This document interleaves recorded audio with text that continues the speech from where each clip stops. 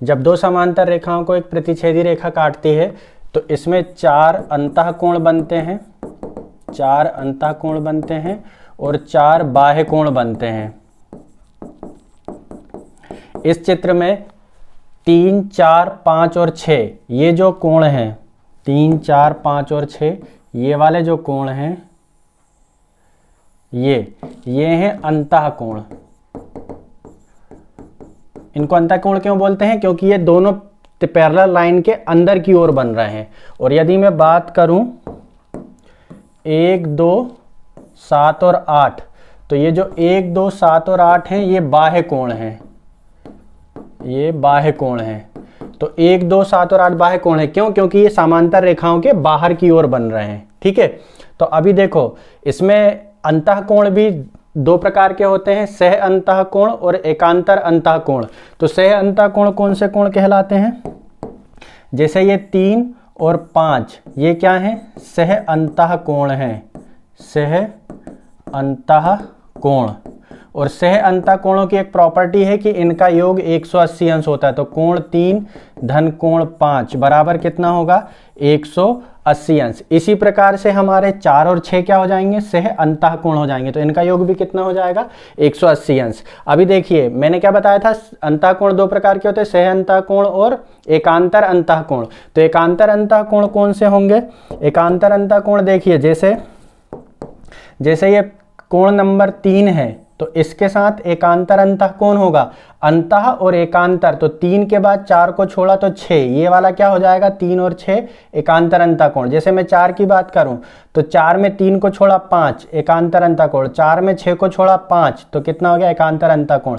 मतलब एक का अंतर लेना, चाहे हम एंटी क्लॉकवाइज ले चाहे क्लॉकवाइज ले। जैसे 4 को लिया तो 6 को छोड़ा 5, 3 को लिया तो 5 को छोड़ा 6, या 6 को लिया तो 4 को छोड़ा 3, इस तरीके से। तो कोण 3 और कोण 6, कोण 4 और कोण 5 ये कैसे होंगे? एकांतर अंतःकोण होंगे। तो इनकी प्रॉपर्टी ये रहती है कि आपस में बराबर होते हैं। जैसे कोण 3 बराबर कितना होगा?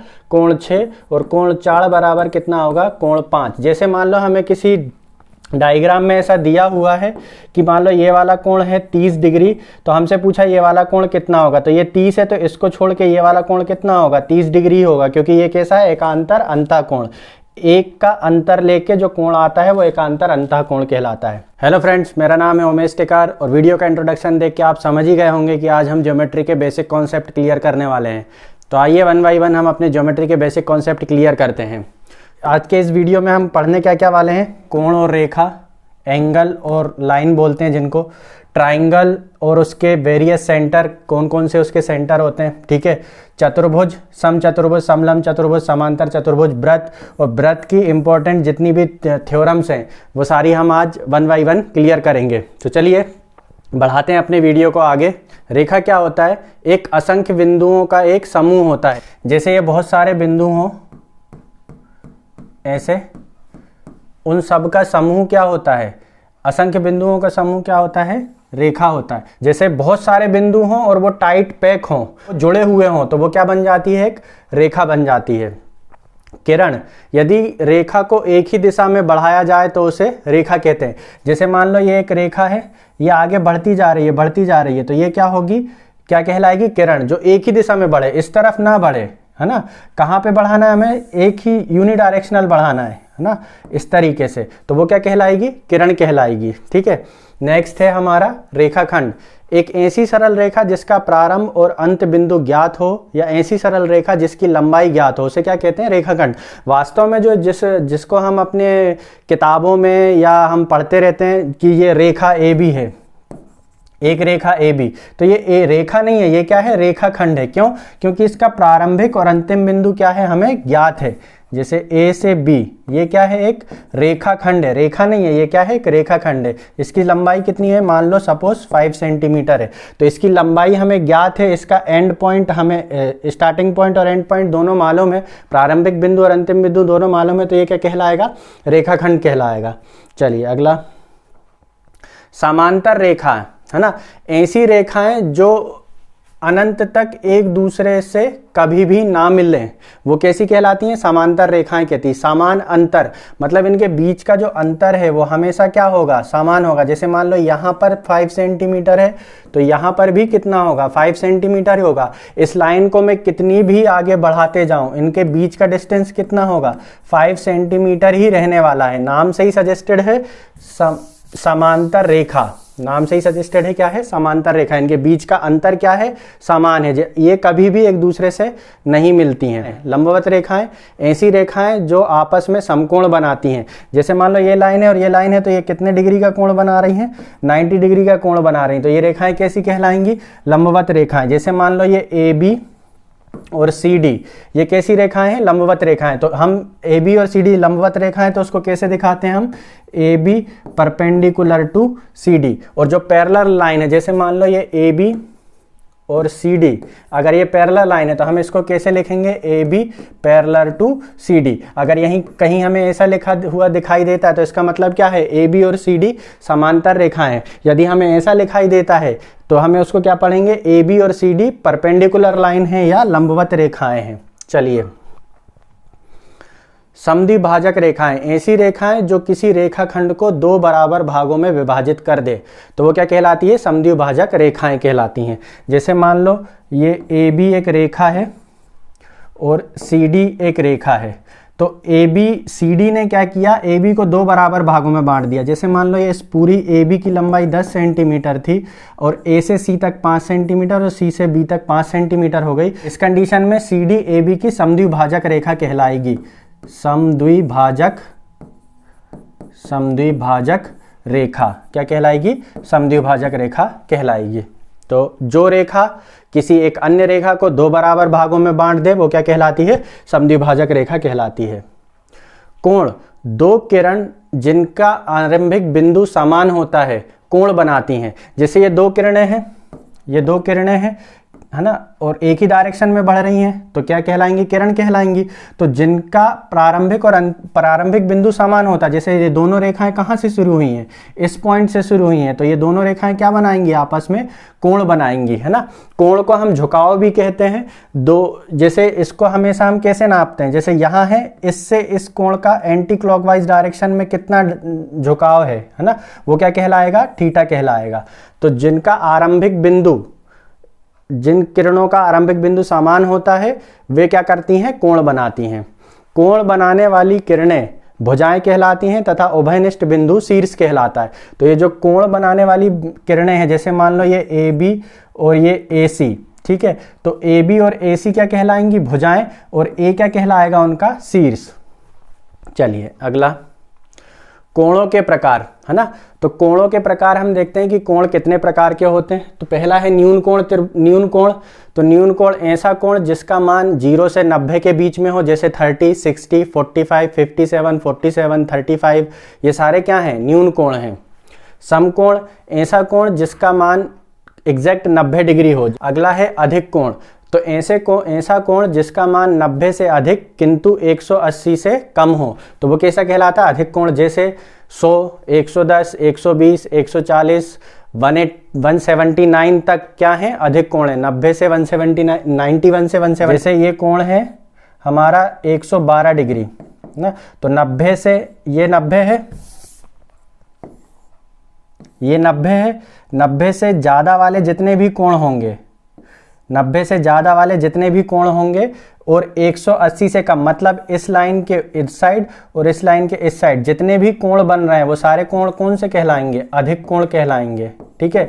और 90 से इस तरफ और 0 से इस तरफ ये वाले जितने भी कोण बनेंगे ये सारे कोण कैसे कहलाएंगे? न्यून कोण कहलाएंगे, ठीक है। तो 90 से छोटे न्यून कोण, 90 से बड़े अधिक कोण और 90 सम कोण। चलिए अगला कोण देखते हैं हम। अगला कोण है रेखीय कोण या ऋजु रेखीय कोण या सरल कोण, है ना। जिस कोण का मान 180 अंश हो, जैसे मान लो ये है, ये दो किरणें हैं, सपोज ये दो किरणें, एक किरण इस साइड बढ़ रही है, एक किरण इस साइड बढ़ रही है, तो मान लो अगर इनके बीच हम कोण निकालें तो कोण कहाँ से बनेगा? जैसे मान लो मैं इससे इसका झुकाव देखूं तो कितना है, ये पूरा 180 अंश है ना। तो ऐसे कोण को क्या बोलते हैं, रेखीय कोण, ऋजुरेखीय कोण या सरल कोण, है ना, जिस कोण का मान 180 अंश हो।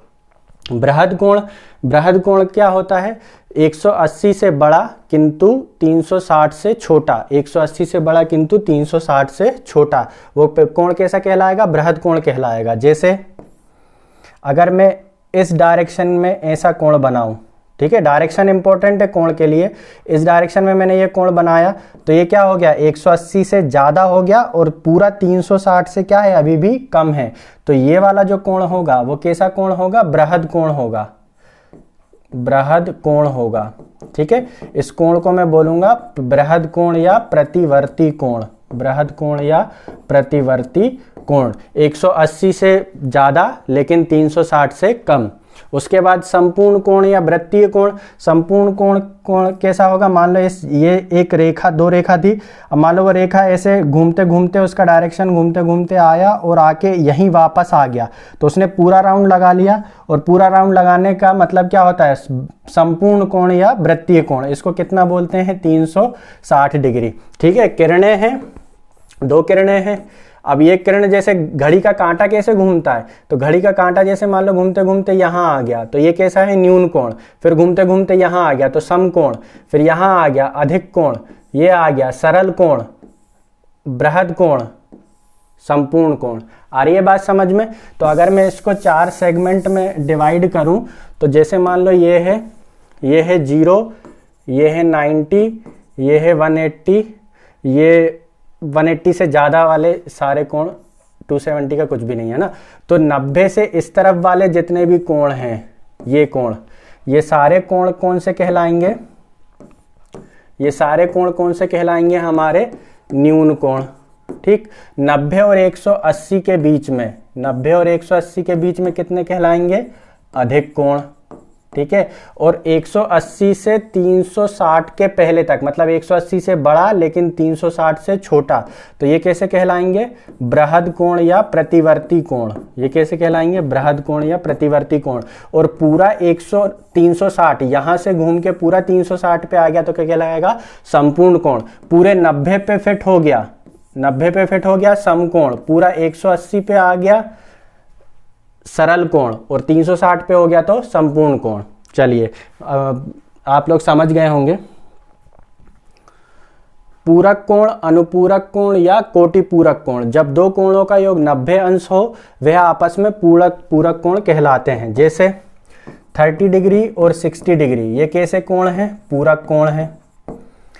20 डिग्री और 70 डिग्री, ये कैसे कोण है, पूरक कोण है, ठीक है। इन पूरक कोणों को ही हम अनुपूरक कोण या कोटि पूरक कोण कहते हैं। जैसे मान लो ये 90 डिग्री का एंगल है, तो जैसे ये थीटा है तो ये कितना होगा, 90 माइनस थीटा, तो ये दोनों कोण कैसे हो गए, हमारे अनुपूरक कोण हो गए, अनुपूरक कोण, है ना। ऐसे कोण जिनका मान कितना हो, 90 अंश हो। जैसे मान लो 20 है तो ये कितना हो जाएगा, 70, क्योंकि ये पूरा कितना है, 90, तो ये दोनों कोण कैसे कहलाएंगे, अनुपूरक कोण कहलाएंगे। तो अनुपूरक कोण के लिए हमें याद रखना है कि अगर कोई कोण दिया हुआ है थीटा, तो इसका अनुपूरक कोण कितना होगा, 90 माइनस थीटा। चलिए संपूरक कोण, जब दो कोणों का योग 180 अंश हो तो वे आपस में कैसे कोण कहलाते हैं, संपूरक कोण कहलाते हैं। जैसे 110 और 70, 120 और 60, है ना, 100 और 80, ये सारे कोण कैसे हैं, संपूरक कोण हैं। जैसे मान लो ये जो कोण है,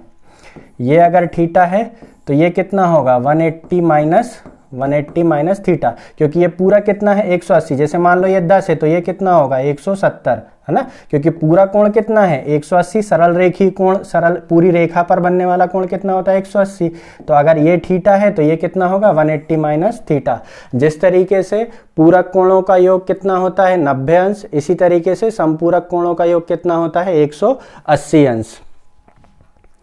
आसन्न कोण, है ना, ऐसे दो कोण जिनका शीर्ष समान हो तथा एक भुजा उभयनिष्ठ हो। तो जैसे अगर मैं आपको बताऊं, जैसे मान लो ये थीटा है और ये अल्फा है, और अगर इस डायग्राम में मैं बोलूं कि ये पूरा कोण थीटा है और ये कोण अल्फा है, तो इसमें अल्फा और थीटा दो आसन्न कोण किस डायग्राम में है ना।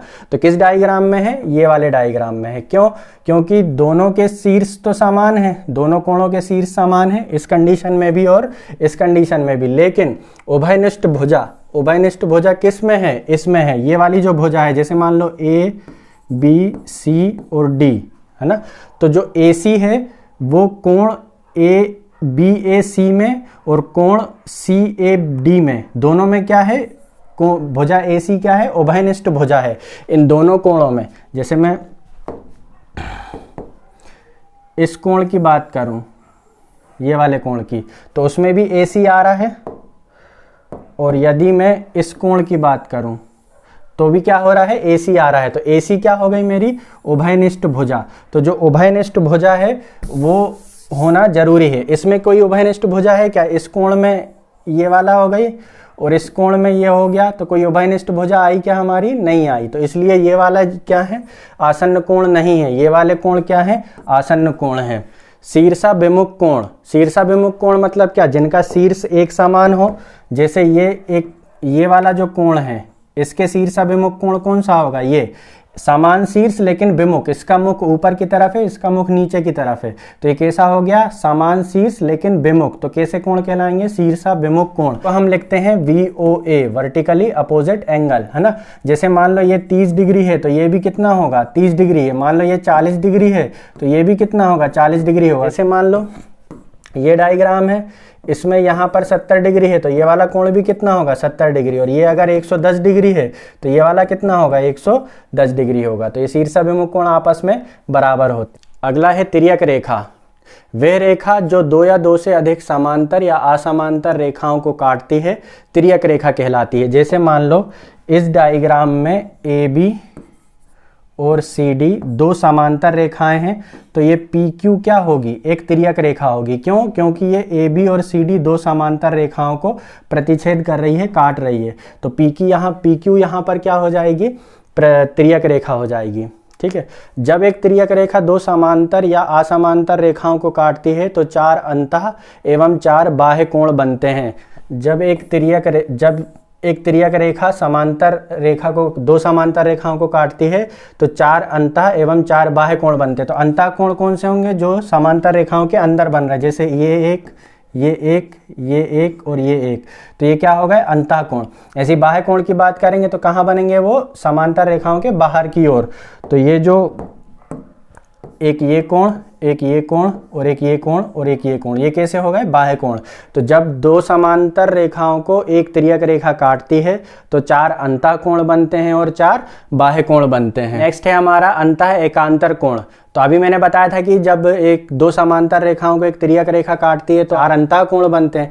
तो 4 अंतः कोणों में भी 2 एकांतर अंतः कोण के पेयर बनते हैं, है ना। जैसे मान लो यहाँ पर एक कोण है, यहाँ पर एक कोण है 1 2 3 4 5 और 6।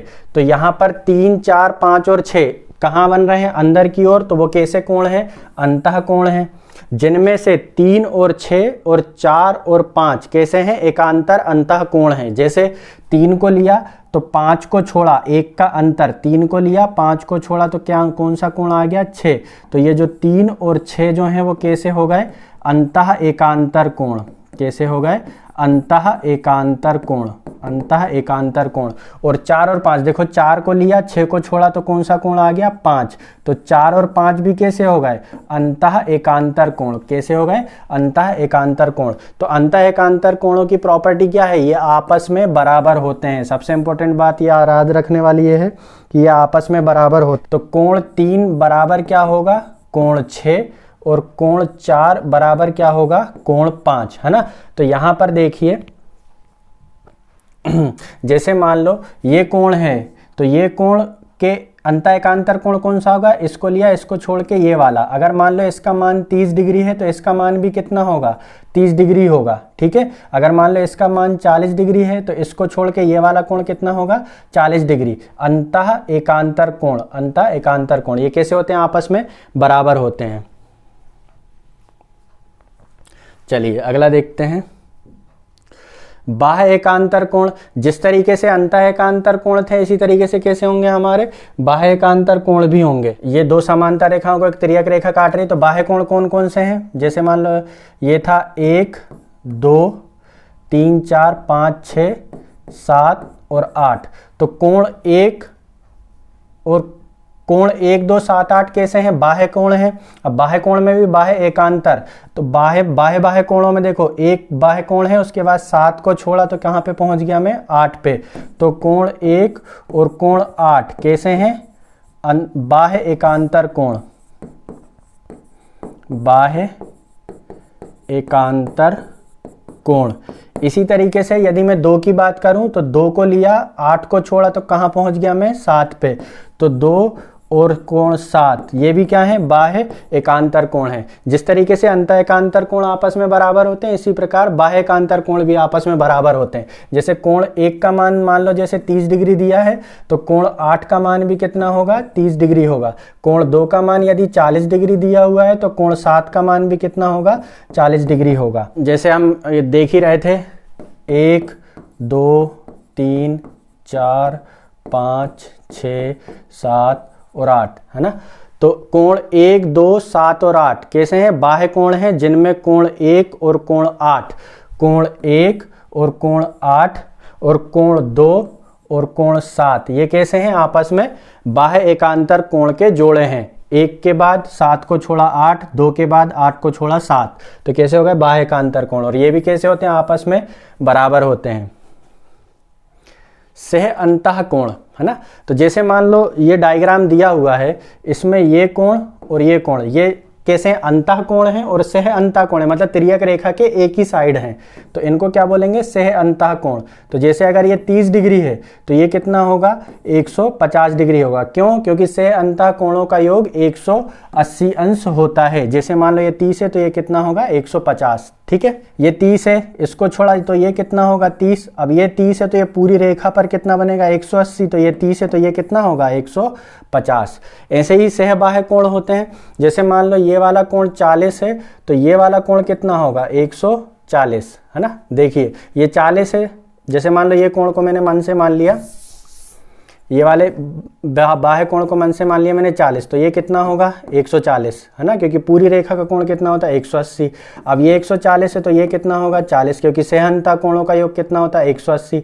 अब ये 40 है तो ये पूरा कितना होगा, 140, क्योंकि पूरी रेखा कोण कितना होता है, 180। तो ये 140 तो ये 40, तो सह बाह्य कोणों का योग भी कितना होता है, 180 अंश। तो सह अंतः कोणों का योग भी 180 अंश, सह बाह्य कोणों का योग भी 180 अंश। त्रिभुज है ना, तो त्रिभुज क्या होता है, 3 भुजाओं और 3 कोणों से घिरी हुई आकृति को हम क्या कहते हैं, त्रिभुज। ठीक है, तो 3 भुजाएं होती हैं और 3 कोण होते हैं। त्रिभुज के प्रकार कोणों के आधार पर है ना, तो त्रिभुज के प्रकार 3 प्रकार के होते हैं कोणों के आधार पर। न्यून कोण त्रिभुज, जिसके सभी कोण 90 डिग्री से कम हो तो वो न्यून कोण त्रिभुज कहलाएगा। समकोण त्रिभुज, जिसमें एक कोण 90 अंश का हो वो समकोण त्रिभुज कहलाएगा। 2 कोण कभी 90 अंश के हो ही नहीं सकते, क्योंकि 3 कोणों का योग 180 अंश होता है ना। तीसरा है अधिक कोण त्रिभुज, जिसमें किसी एक कोण का मान 90 से अधिक हो तो वो कैसा कहलाता है, अधिक कोण त्रिभुज कहलाता है। त्रिभुज के प्रकार भुजाओं के आधार पर है ना, तो भुजाओं के आधार पर भी त्रिभुज 3 प्रकार के होते हैं। एक तो समबाहु त्रिभुज, जिसकी तीनों भुजाएं बराबर हों, फिर समद्विबाहु त्रिभुज जिसकी 2 भुजाएं बराबर हों, और विषमबाहु त्रिभुज जिसकी एक भी भुजा बराबर ना हो, तीनों भुजाओं के मान अलग अलग हों। जैसे ये 5 सेंटीमीटर, ये 5 सेंटीमीटर, ये 5 सेंटीमीटर, तो ये कैसा हो गया, समबाहु त्रिभुज। जैसे ये 5 सेंटीमीटर, ये 5 सेंटीमीटर, ये 4 सेंटीमीटर, तो ये कैसा हो गया, समद्विबाहु त्रिभुज, 2 भुजाएं बराबर, तीसरी भुजा असमान। और विषमबाहु त्रिभुज, जैसे ये 3, ये 4, ये 3, ये 4, ये 7 और ये 8, कुछ भी इस तरीके से दिया है तो ये क्या हो जाएगा, विषमबाहु त्रिभुज। तीनों भुजाओं के मान असमान, विषमबाहु। 2 भुजाओं के मान समान, समद्विबाहु। तीनों भुजाओं के मान समान, समबाहु। माध्यिका, शीर्ष से खींची गई ऐसी रेखा जो सामने वाली भुजा को 2 बराबर भागों में विभाजित कर दे। तो जैसे मान लो ये शीर्ष है हमारा, शीर्ष ABC, त्रिभुज ABC है, और ये मान लिया मैंने D। तो शीर्ष A से सामने वाली भुजा पर खींची गई रेखा जो सामने वाली भुजा को दो बराबर भागों में बांट दे। जैसे मान लो ये 8 सेंटीमीटर की थी भुजा, BC 8 सेंटीमीटर की थी, तो B से D तक 4 और D से C तक 4।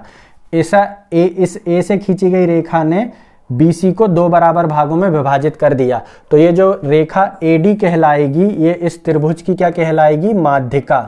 क्या कहलाएगी? माध्यिका। हम मीन मॉड मीडियन में पढ़ते हैं, माध्यिका क्या होती है? जो ग्रुप को दो बराबर भागों में विभाजित कर दे। तो इसने भी क्या किया है? त्रिभुज को दो बराबर भागों में विभाजित कर दिया है। देखिए माध्यिका जो है त्रिभुज के क्षेत्रफल को दो बराबर भागों में विभाजित करती है। जैसे मान लो ये एक त्रिभुज है, इस त्रिभुज का क्षेत्रफल दिया है हमें, मान लो 60 सेंटीमीटर स्क्वायर दिया हुआ है, और AD इसकी माध्यिका है।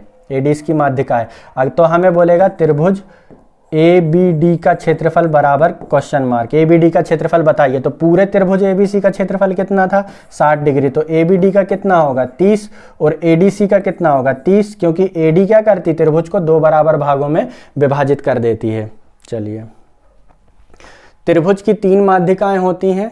तीन शीर्षों के सामने वाली भुजा पर तीन माध्यिकाएं खींची जा सकती हैं। जैसे मान लो ये ABC है ना, तो A से BC पर खींची गई AD, और C से AB पर खींची गई CE, और B से AC पर खींची गई BF। ठीक है, तो त्रिभुज की तीन माध्यिकाएं हो गई हमारी AD, CE और BF, है ना। तो तीन माध्यिकाएं खींची जा सकती हैं। त्रिभुज की तीन माध्यिकाएं त्रिभुज को 6 बराबर भागों में विभाजित करती है। जैसे मान लो ये जो 6 त्रिभुज बन रहे हैं यहाँ पर, एक त्रिभुज ये, एक त्रिभुज ये, एक त्रिभुज ये, एक त्रिभुज ये, एक त्रिभुज हमारा ये, और एक त्रिभुज हमारा ये। तो कितने त्रिभुज बने? 1 2 3 4 5 6। तो माध्यिकाओं ने क्या करी? त्रिभुज को 6 बराबर भागों में विभाजित कर दी। अब जैसे मान लो इस पूरे त्रिभुज का क्षेत्रफल 60 सेंटीमीटर स्क्वायर है ना, और इन माध्यिकाओं के कटान बिंदु को बोलते हैं, G से डोनेट करते हैं, अभी आगे देखेंगे हम। तो हमसे बोला कि GDC, त्रिभुज GDC का क्षेत्रफल बताइए। तो पूरे त्रिभुज का क्षेत्रफल कितना है? 60 सेंटीमीटर स्क्वायर है। तो GDC का क्षेत्रफल कितना होगा? 6 बराबर भागों में बंटता है। तो GDC कौन सा है? एक ही भाग है, तो एक भाग है। तो यहाँ पर त्रिभुज का क्षेत्रफल कितना हो जाएगा? 10 सेंटीमीटर स्क्वायर, क्योंकि वो 6 बराबर भागों में विभाजित करता है। केंद्र या माध्य केंद्र या गुरुत्व केंद्र, माध्यिकाओं के कटान बिंदु को केंद्रक या माध्य केंद्र या गुरुत्व केंद्र कहते हैं। जैसे मान लो ये त्रिभुज है, ये इसकी माध्यिका हो गई, इस शीर्ष से ये माध्यिका हो गई, और इस शीर्ष से ये माध्यिका हो गई। तो ये माध्यिकाओं का जो कटान बिंदु है इसको G से डोनेट करते हैं, और इसी को हम बोलते हैं त्रिभुज का केंद्रक। क्या बोलते हैं? त्रिभुज का केंद्रक। केंद्रक माध्यिकाओं को 2:1 के अनुपात में विभाजित करता है। तो जो केंद्रक है, जैसे ये मान लो ये माध्यिका है AD जो माध्यिका है, तो इसका ये वाला ऊपर वाला हिस्सा होगा 2 अनुपात, और नीचे वाला हिस्सा कितना होगा? 1 अनुपात। जैसे हमें बोल दिया कि AD की लंबाई 6 सेंटीमीटर है, तो GD बराबर क्वेश्चन मार्क, GD का मान बताइए, है ना। तो AD कितना है? पूरा 6। तो A से D तक कितना है? 6, और A से D तक अनुपात कितने हो जाएंगे? 2 और 1 3। तो 3 पे वैल्यू कितनी हो जाएगी? 6। हमसे क्या पूछा? GD, और GD का अनुपात कितना है? 1। तो 3 पे वैल्यू 6 है, तो 1 पे वैल्यू कितनी होगी? 2। तो GD का मान कितना आ जाएगा हमारा? 2। तो हम इस प्रॉपर्टी को इस तरीके से यूज कर सकते हैं।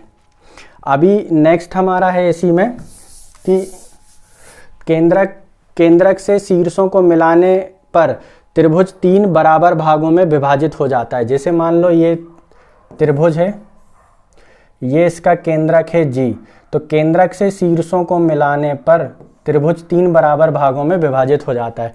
तो ये तीनों का क्षेत्रफल जैसे मान लो 30 सेंटीमीटर स्क्वायर है ना। पूरे त्रिभुज ABC का क्षेत्रफल हमें दिया है 30 सेंटीमीटर स्क्वायर। हमसे पूछेगा त्रिभुज GBC का क्षेत्रफल कितना होगा। तो पूरे का क्षेत्रफल कितना है? 30। तो GBC का कितना होगा? 3 बराबर भागों में है, तो GBC का कितना होगा? 10 सेंटीमीटर स्क्वायर, है ना। तो तीनों माध्यिकाओं द्वारा 6 बराबर भागों में विभाजित होता है, और केंद्रक से शीर्षों को मिलाने पर त्रिभुज 3 बराबर भागों में विभाजित होता है।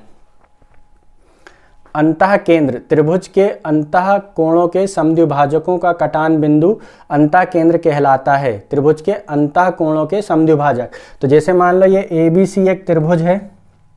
अब ये कोण, ये पूरे कोण का समद्विभाजक हमने ये खींचा, इस पूरे कोण का समद्विभाजक हमने ये खींचा, और इस पूरे कोण का समद्विभाजक हमने ये खींच लिया। ठीक है, तो ये कोणों का जो समद्विभाजक है ये क्या कहलाएगा? अंतः केंद्र। इन कोणों के समद्विभाजकों का कटान बिंदु, ये अंतः कोण, ये अंतः कोण का समद्विभाजक, ये अंतः कोण का समद्विभाजक, तो ये क्या कहलाएगा? अंतः केंद्र। क्या कहलाएगा? अंतः केंद्र। ठीक है, चलिए। अंतःव्रत, त्रिभुज की तीनों भुजाओं को अंदर से स्पर्श करता हुआ व्रत के कहलाता है, अंतःव्रत कहलाता है। जैसे ये व्रत है तो ये व्रत कैसा है? अंतःव्रत है। ये व्रत है अंतःव्रत। क्यों? क्योंकि ये त्रिभुज के तीनों भुजाओं को कहाँ टच कर रहा है? अंदर से टच कर रहा है, तो ये त्रिभुज, ये व्रत कैसा कहलाएगा? अंतःव्रत। त्रिभुज के अंतः केंद्र से सामने वाली भुजा पर खींचे गए लंब आपस में बराबर होते हैं और यही लंब अंतःव्रत की त्रिज्या का कार्य करते हैं। जैसे मान लो ये त्रिभुज है और ये इसका हो गया अंतःव्रत, तो ये हो गया इस व्रत का केंद्र। तो केंद्र से जो हम परपेंडिकुलर ड्रॉ करते हैं तो यही क्या होता है? अंतःव्रत की क्या होती है? त्रिज्या। वैसे बेसिकली ड्रॉ कैसे होता है, ये बनता कैसे है? हम इसको त्रिभुज है, इसके कोण समद्विभाजक खींचेंगे, ये कोण समद्विभाजक, ये बिंदु मिला, इस बिंदु से मैं परपेंडिकुलर ड्रॉ करूंगा, तो यहाँ पे ये टच किया, इसी को अब त्रिज्या मान के एक व्रत का निर्माण कर दूंगा, तो ये व्रत कैसा कहला जाएगा? अंतःव्रत। तो करना क्या होता है हमें? अंतःव्रत हमें करना क्या होता है? हमें कोणों के समद्विभाजक खींचने होते हैं। ये कोण है, इस कोण को 2 बराबर भागों में बांटा, इस कोण को 2 बराबर भागों में, इस कोण को 2 बराबर भागों में, अंतःव्रत खींच दिए, जो कटान बिंदु मिला उससे परपेंडिकुलर ड्रॉ कर दिए, और परपेंडिकुलर ड्रॉ करने के बाद जो बिंदु मिला उस बिंदु को व्रत की त्रिज्या मान के एक व्रत खींच दिया, तो क्या मिल गया हमें? अंतःव्रत मिल गया। ठीक है, और ये जो त्रिज्या आएगी इसको हम स्मॉल r से डिनोट करते हैं और इसको बोलते हैं अंतःव्रत की त्रिज्या। त्रिभुज की तीनों भुजाओं के लंबार्धकों का कटान बिंदु या प्रतिच्छेद बिंदु परिकेंद्र कहलाता है। ठीक है, तो भुजाएं हैं, जैसे त्रिभुज है, ये त्रिभुज की भुजाओं का लंबार्धक है ना, तो लंबार्धक का मतलब क्या है? जो परपेंडिकुलर भी हो और अर्धक भी हो। अर्धक भी हो मतलब 2 बराबर भागों में बांटे। जैसे मान लो ये भुजा है तो इसका परपेंडिकुलर हो गया ये, और ये दो भुजा को 2 बराबर भागों में भी बांट दिया। ये भुजा है, इसका परपेंडिकुलर हो गया ये, और इसने 2 बराबर भागों में भी बांट दिया। और ये है, इसका परपेंडिकुलर हो गया ये, और इसने 2 बराबर भागों में भी बांट दिया। तो ये जो बिंदु मिला है इसको बोलते हैं हम परिकेंद्र, और इसको क्या करते हैं? शीर्षों से मिलाते हैं, और शीर्षों से मिलाकर एक व्रत का निर्माण करते हैं। तो जो व्रत बनता है वो क्या कहलाता है? परिव्रत। परिव्रत जो होता है वो त्रिभुज के शीर्षों को टच करते हुए जाता है, और जो अंतःव्रत होता है वो त्रिभुज की भुजाओं को टच करता है। ठीक है, और अंतः मतलब अंदर बनता है त्रिभुज के, और परिव्रत मतलब त्रिभुज के बाहर बनता है। ठीक है, तो ये इसको जो त्रिज्या आई है हमारी, जैसे इस शीर्ष से शीर्ष को मिला दूं, अगर मैं इस प्रतिच्छेद बिंदु से शीर्ष को मिला दूं तो इसको बोलते हैं हम परिव्रत की त्रिज्या, और इसको डोनेट किससे करते हैं? कैपिटल R से, है ना। जैसे इसका परपेंडिकुलर ड्रॉ किया होगा, इसका परपेंडिकुलर ड्रॉ किया होगा, इसका परपेंडिकुलर ड्रॉ किया होगा, और इस बिंदु से इस शीर्ष को मिला के ये व्रत को खींचा होगा, तो ये क्या बन गया है? परिव्रत।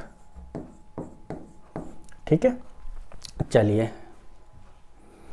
शीर्ष लंब, शीर्ष से सामने वाली भुजा पर डाला गया लंब क्या कहलाता है? शीर्ष लंब कहलाता है। जैसे मान लो ये शीर्ष है, तो शीर्ष से सामने वाली भुजा पर डाला गया लंब, लंब मतलब परपेंडिकुलर, क्या कहलाता है? शीर्ष लंब कहलाता है। शीर्ष लंब ही ऊंचाई का काम करता है ना। ऊंचाई हमेशा लंबवत होती है, इसलिए शीर्ष लंब ही ऊंचाई का काम करता है। तो शीर्ष से सामने वाली भुजा पर डाला गया लंब क्या कहलाता है? शीर्ष लंब कहलाता है। त्रिभुज के अंतः कोणों का योग 180 अंश होता है। त्रिभुज के तीनों अंतः कोणों का योग कितना होता है? 180 अंश। तो ये कोण A बराबर दिया है मान लो 40, और ये कोण मान लो दिया हुआ है 70, तो ये वाला कितना कोण होगा, ये वाला कोण भी कितना होगा, 70 अंश होगा। ठीक है, तो त्रिभुज के तीनों कोणों का योग कितना होता है, 180 अंश।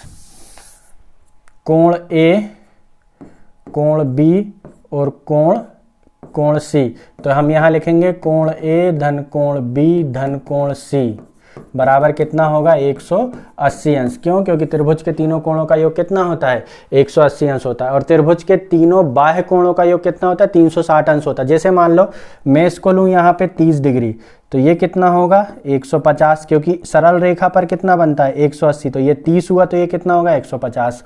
अब ये 30 है, तो ये इसको मान लेता हूँ मैं 70, तो ये 70 है, तो ये कितना होगा, 110। अब इसको अगर मैं मान लूँ 30 70 100, तो ये कितना होगा, 80, क्योंकि त्रिभुज के तीनों कोणों अंतः कोणों का योग कितना बनाना है, 180, तो ये 80 है, तो ये कितना होगा, 100। तो अगर मैं बाह्य कोणों का योग करूं तो देखो 150 और 100, 250 और 110 कितना आ गया, 360। तो त्रिभुज के तीनों बाह्य कोणों का योग कितना होता है, 360 अंश होता है। और त्रिभुज के तीनों अंतः कोणों का योग कितना होता है, 180 अंश होता है। त्रिभुज का बाह्य कोण सुदूर अंतः कोणों के योग के बराबर होता है। देखिए जैसे मान लो ये कोण है, ये कोण है मान लो ये 90 से ज़्यादा है, मान लो ये कोण कितना है, 100 है, तो जो ये जो 100 है तो ये कितना होगा, 80 होगा, क्योंकि पूरा कोण कितना होता है, 180। अब ये 80 है, तो इन दोनों कोणों का योग कितना होगा, 100 होगा, क्योंकि ये 80 है और त्रिभुज के तीनों कोणों का योग कितना होता है, 180 अंश। तो ये कोण और ये कोण मिलके कितना होंगे, 100 अंश होंगे। तो त्रिभुज का जो बाह्य कोण है, त्रिभुज का जो बाह्य कोण है वो सुदूर अंतः कोणों के योग के बराबर होता है।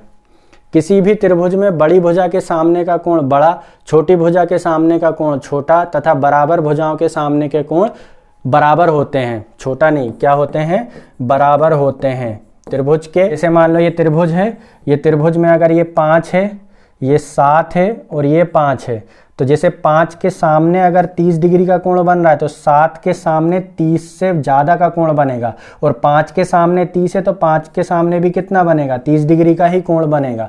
तो ये होती है प्रॉपर्टी त्रिभुज की कि बड़ी भुजा के सामने का कोण बड़ा, बराबर भुजाओं के सामने के कोण बराबर, तथा अगर मान लो ये 3 है, ये 5 है और ये 9 है, तो अगर 5 के सामने 30 डिग्री का कोण बन रहा है तो 3 के सामने 30 से छोटा बनेगा और 9 के सामने 30 से बड़ा बनेगा। तो बड़ी भुजाओं के सामने के कोण बड़े, छोटी भुजाओं के सामने के कोण छोटे, और बराबर भुजाओं के सामने के कोण कैसे होते हैं, बराबर होते हैं।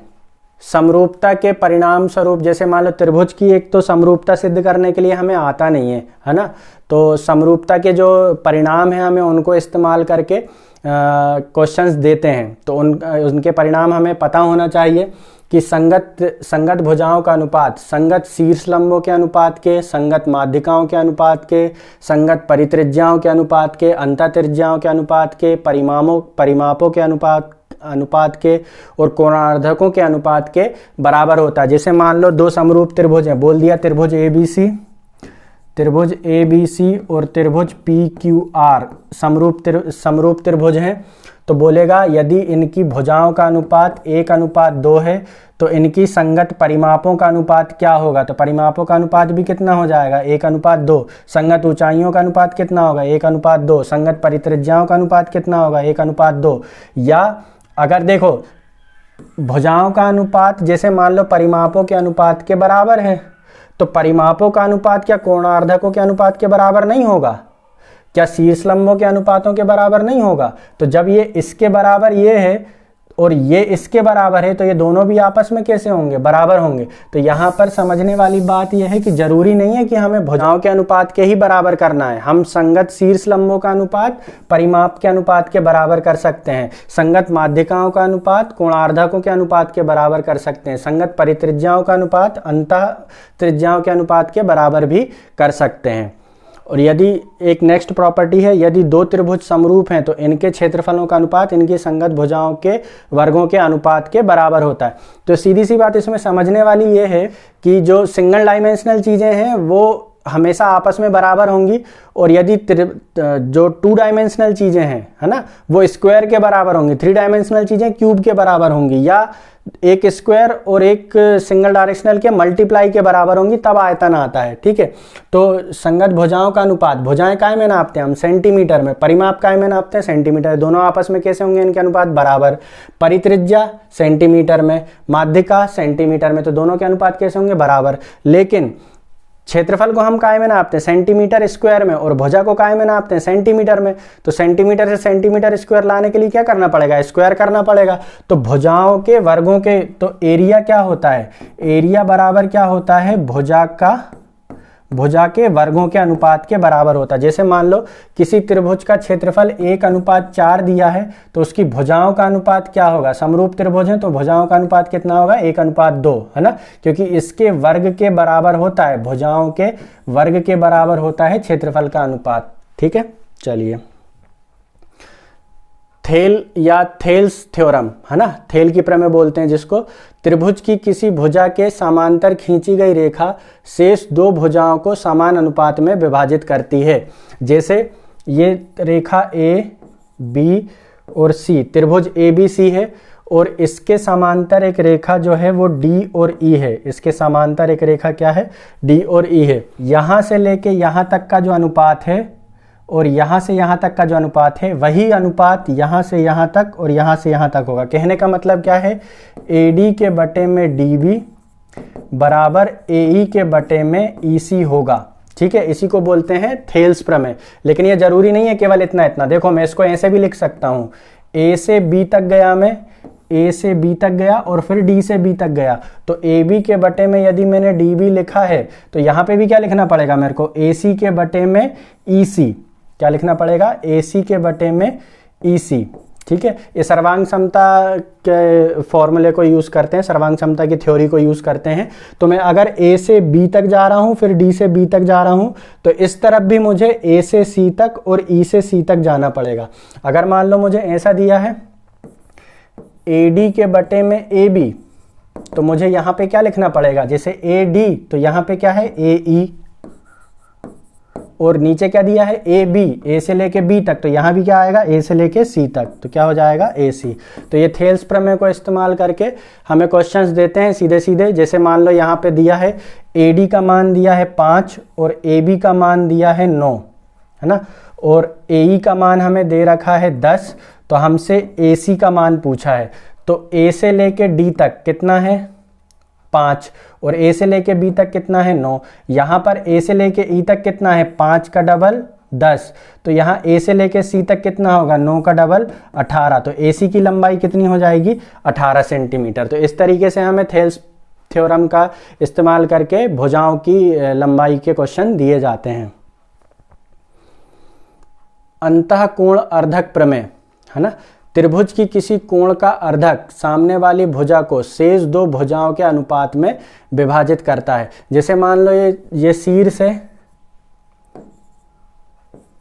त्रिभुज ABC में, जैसे मान लो ये जो कोण है इस कोण का अर्धक है ये, जैसे ये जितना कोण इतना है इतना, इसने दो बराबर भागों में इसको विभाजित कर दिया, तो जो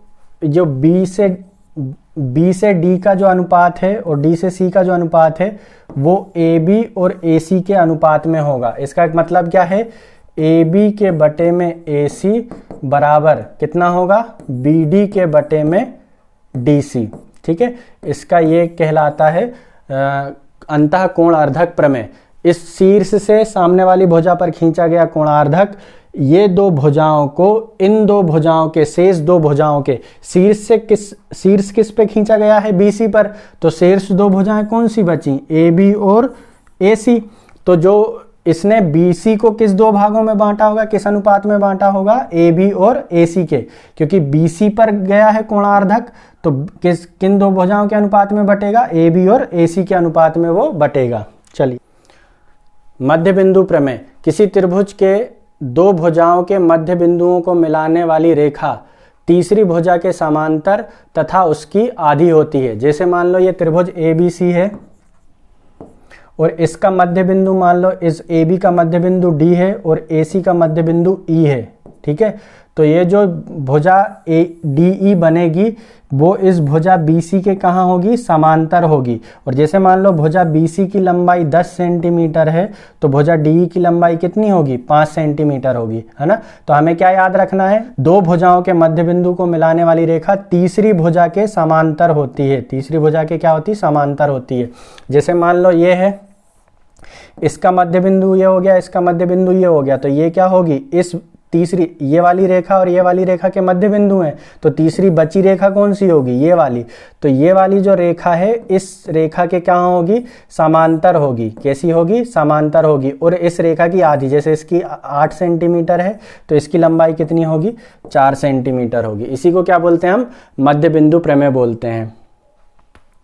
त्रिभुज की तीन भुजाओं के मध्य बिंदुओं को मिलाने से 4 सर्वांग सम त्रिभुज की रचना होती है। जैसे मान लो A, B और C है। AB का मध्य बिंदु D है, BC का मध्य बिंदु E है और AC का मध्य बिंदु F है। ये मध्य बिंदु प्राप्त हुए, इनको मिलाने से 4 सर्वांग सम त्रिभुजों का निर्माण होगा, है ना। तो कौन कौन से 4 सर्वांग सम त्रिभुज बन रहे हैं यहाँ पर, एक तो बन रहा है ADF, बन चुका है DEF, बन जाएगा FECF और एक क्या बन जाएगा, DBE, है ना। तो 4 त्रिभुज बन गए हमारा, 1 2 3 और 4। जैसे मान लो त्रिभुज ABC का क्षेत्रफल 100 सेंटीमीटर स्क्वायर था तो त्रिभुज DEF का क्षेत्रफल कितना होगा, 25 सेंटीमीटर स्क्वायर होगा। लेकिन क्वेश्चन में ये दिया होना चाहिए कि DEF त्रिभुज ABC के भुजाओं के मध्य बिंदु हैं। तो मध्य बिंदुओं को मिलाने से त्रिभुज 4 बराबर भागों में बट रहा है, ठीक है। माध्यिकाओं के कटान बिंदु से त्रिभुज 6 बराबर भागों में बट रहा था और केंद्रक मतलब माध्यिकाओं के कटान बिंदु से शीर्षों को मिलाने पर 3 बराबर भागों में बट रहा था, ठीक है। तो हमें इनको अलग अलग ध्यान रखना है। तो ये आज के लिए हमारा वीडियो काफ़ी है। अभी हम अपने नेक्स्ट वीडियो में चतुर्भुज और वृत्त की प्रॉपर्टी को पढ़ेंगे और त्रिभुज की कुछ और प्रॉपर्टी रह गई हैं वो पढ़ेंगे। Thank you.